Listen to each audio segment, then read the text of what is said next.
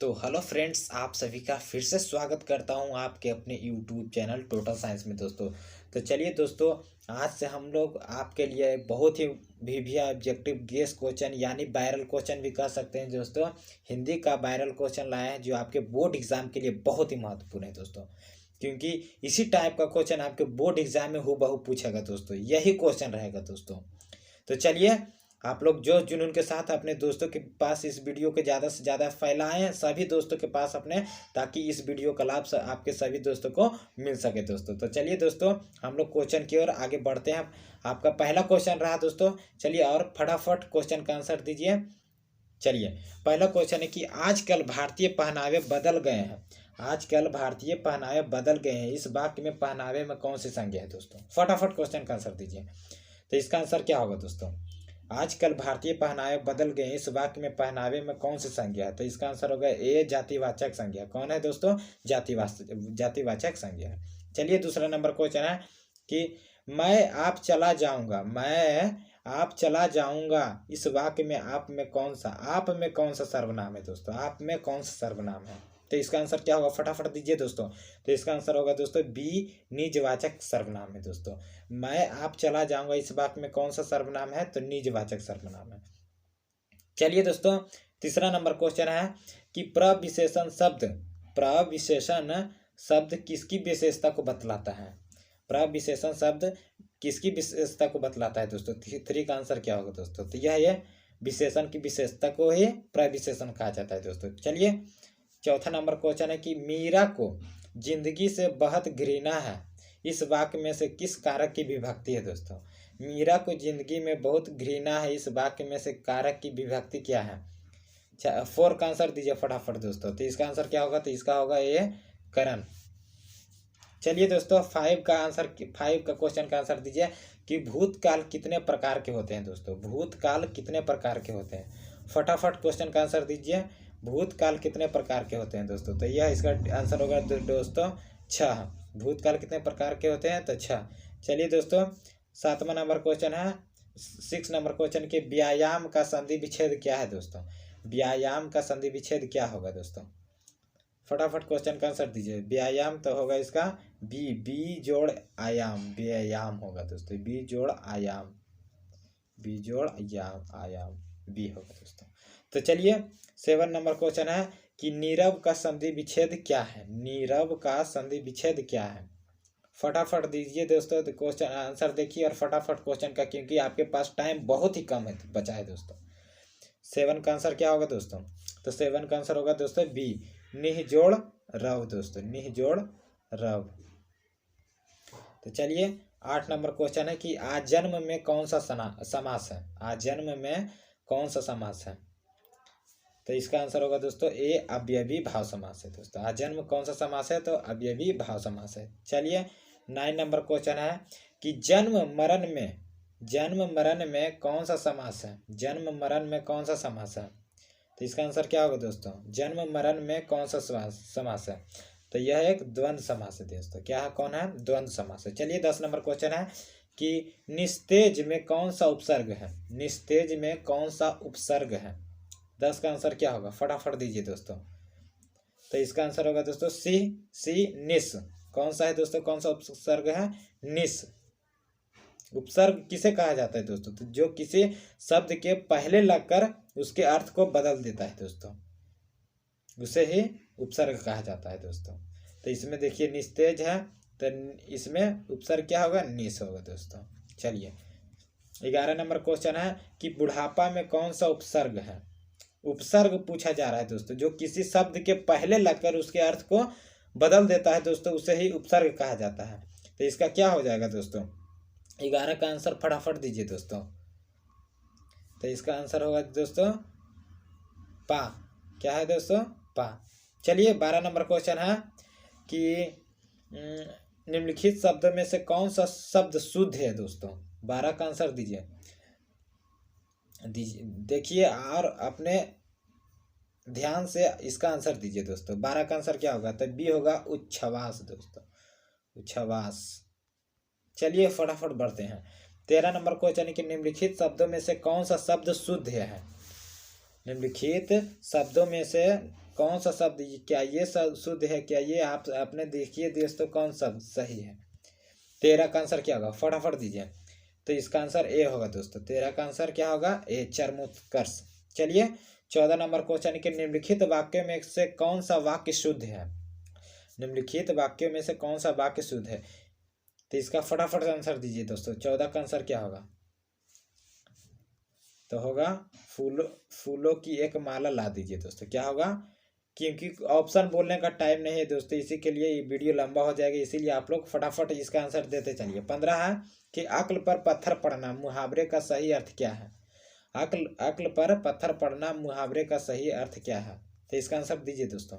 तो इसका आंसर होगा दोस्तों डी, बुद्धि भ्रष्ट होना दोस्तों। क्या होगा, फटाफट क्वेश्चन का आंसर देते चलिए दोस्तों, आपका भी पता चलेगा दोस्तों कि हमारी तैयारी कितनी अच्छी है नहीं है। चलिए 16 नंबर क्वेश्चन की आधुनिक सभ्य समाज श्रम विभाजन को आवश्यक क्यों मानता है।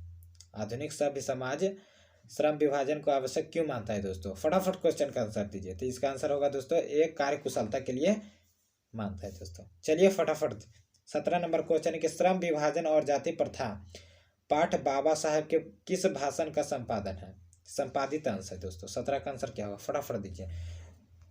तो इसका आंसर होगा दोस्तों सी, एनिहिलेशन ऑफ कास्ट। आप लोग किताब बुक पढ़े होंगे दोस्तों, तो आप लोग का आंसर जरूर मिलेगा दोस्तों। चलिए 18 नंबर क्वेश्चन है कि ऐसे ही लड़के आगे चलकर गुंडे, चोर, डाकू बनते हैं। यह पंक्ति कहानी के किस पात्र ने कही है। जो स्टूडेंट ने, जो फ्रेंड्स ने बुक अच्छे से पढ़ा होगा दोस्तों, वो आंसर बहुत ही आसानी से दे सकते हैं दोस्तों। जो नहीं देखे हैं, जो नहीं पढ़े हैं दोस्तों, वह इस वीडियो को शुरू से लास्ट तक अवश्य देखें। तो चलिए 18 का होगा दोस्तों सी, सेन साहब के कौन किसने कहा था दोस्तों कि ऐसे ही लड़के आगे चलकर गुंडे और डाकू और चोर बनते हैं दोस्तों, तो सेन साहब ने। चलिए 19 नंबर क्वेश्चन है कि किसके अध्ययन क्षेत्र में भारत के कारण नवजीवन का संचार हो चुका है दोस्तों। किसके अध्ययन क्षेत्र में भारत के कारण नवजीवन का संचार हो चुका है। 19 का आंसर फटाफट दीजिए। तो इसका आंसर होगा दोस्तों बी, नीति कथा दोस्तों। क्या है, नीति कथा। चलिए 20 है कि सहजात वृत्तियां किसे कहा जाता है दोस्तों। सहजात वृत्तियां किसे कहा जाता है, 20 का आंसर फटाफट दीजिए दोस्तों। तो इसका आंसर होगा दोस्तों बी, अनजान स्मृतियों को दोस्तों। सहजात वृत्तियां किसे कहा जाता है, तो अनजान स्मृतियों को कहा जाता है। 21 नंबर क्वेश्चन है कि नागरी लिपि के आरंभिक लेख हमें कहाँ से मिले हैं। नागरी लिपि के आरंभिक लेख हमें कहाँ से मिले हैं, 21 का आंसर फटाफट दीजिए दोस्तों। तो इसका आंसर होगा दोस्तों सी, दक्षिणी भारत से हमें नागरी लिपि के आरंभिक लेख मिले दोस्तों। कहाँ से मिले हैं दोस्तों, तो दक्षिणी भारत से हमें मिले हैं।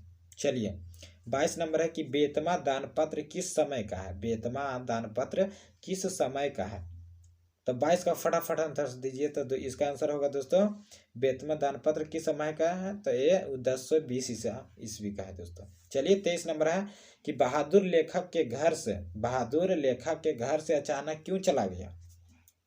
बहादुर लेखक के घर से अचानक क्यों चला गया था दोस्तों।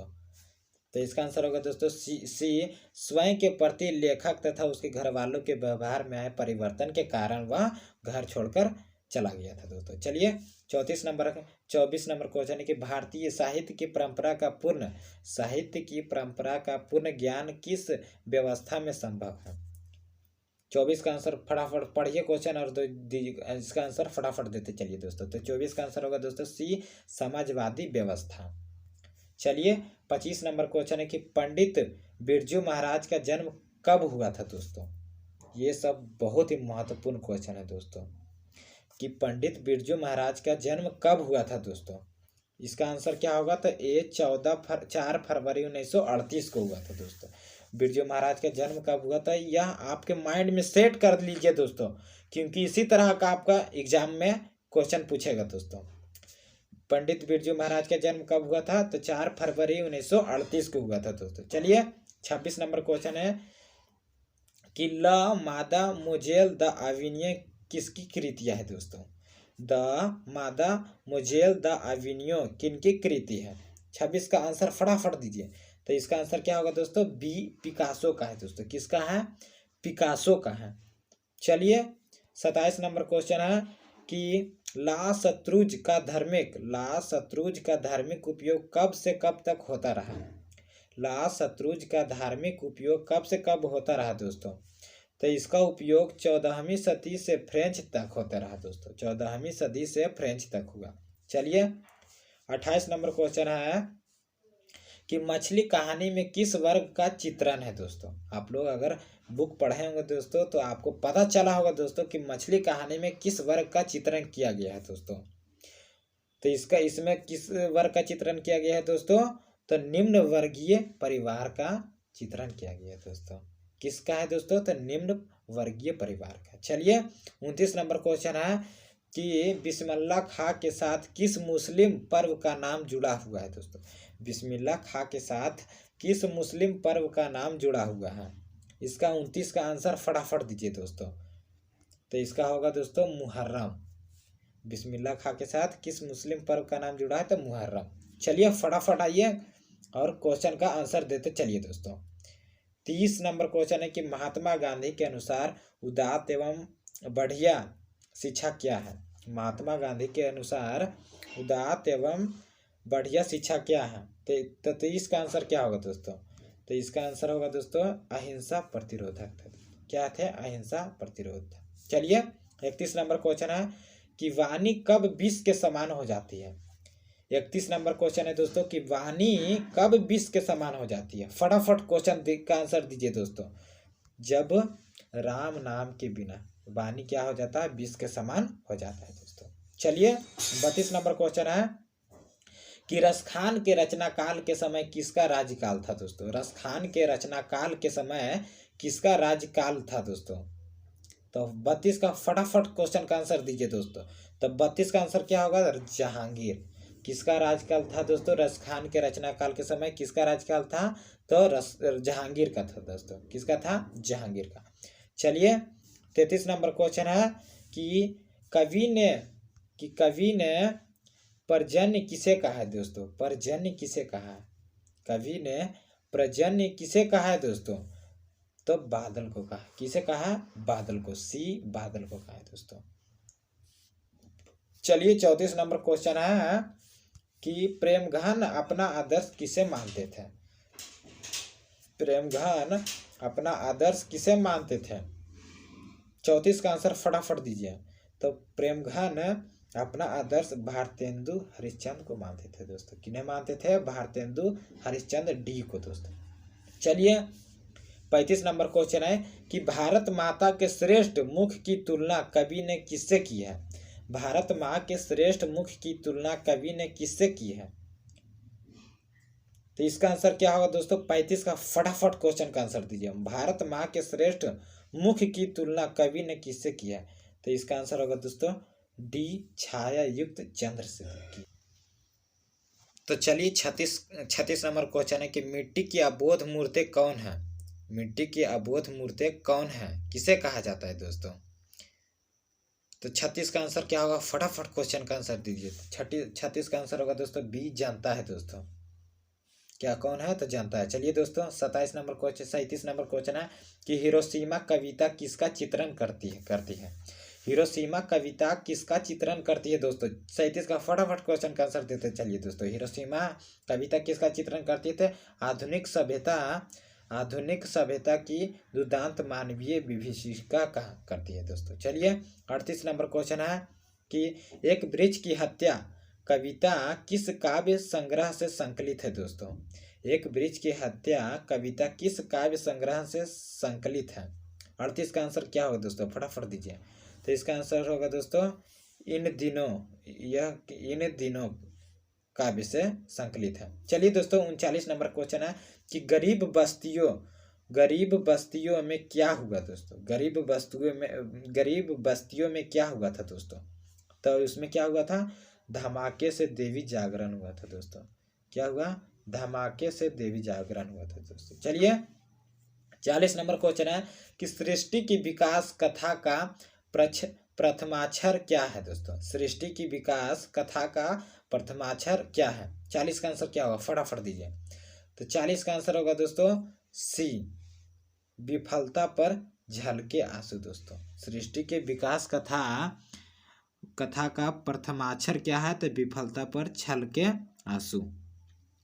तो चलिए दोस्तों 41 नंबर क्वेश्चन है कि लौटकर आऊंगा फिर कविता किस कवि द्वारा भावांतरित की गई है। लौटकर फिर आऊंगा,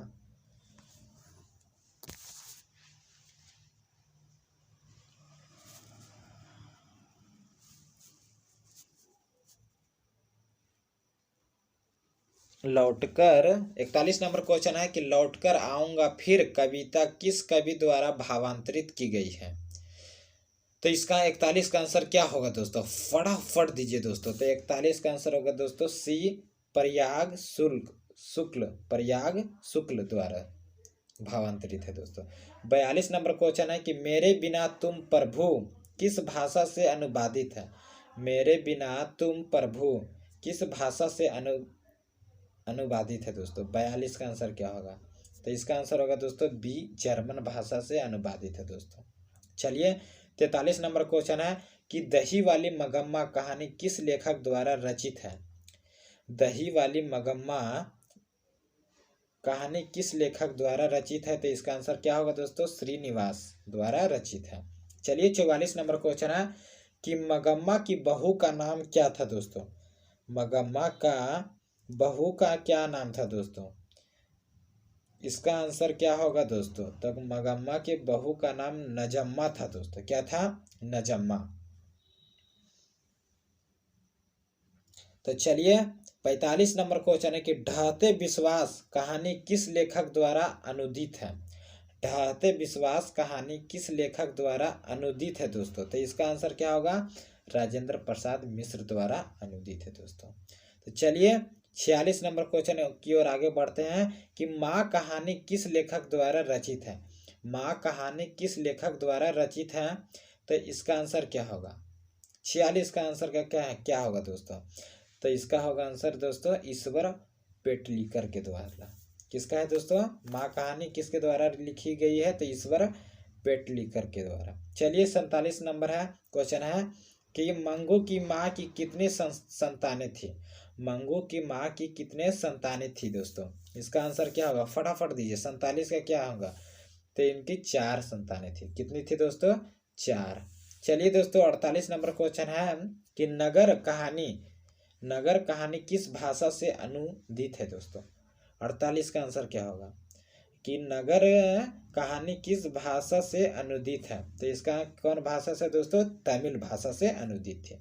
चलिए 49 नंबर क्वेश्चन और लास्ट क्वेश्चन है दोस्तों कि पापति की उम्र क्या थी दोस्तों। पापति की उम्र क्या थी दोस्तों, फटाफट 49 का दीजिए दोस्तों, क्या होगा आंसर, तो इसका आंसर होगा दोस्तों सी, 12 वर्ष था दोस्तों। कितना पापति का उम्र क्या था, तो 12 वर्ष था।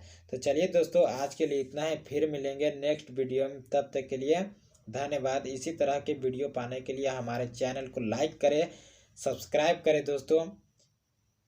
तो चलिए फिर मिलेंगे नेक्स्ट वीडियो में, तब तक के लिए धन्यवाद।